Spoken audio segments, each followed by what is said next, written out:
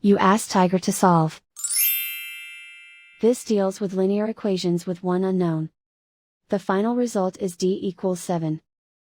Let's solve it step by step. Simplify the expression. Group like terms. Simplify the arithmetic.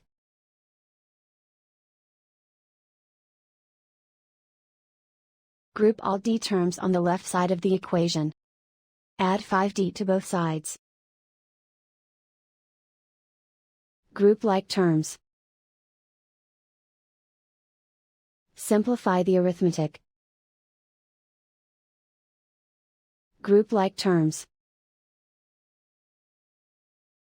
Simplify the arithmetic. Group all constants on the right side of the equation. Add 8 to both sides. Simplify the arithmetic.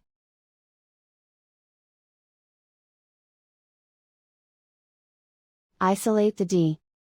Divide both sides by 2. Simplify the fraction.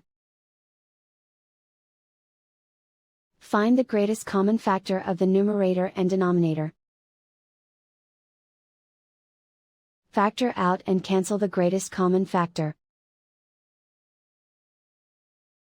And so the final result is d equals 7.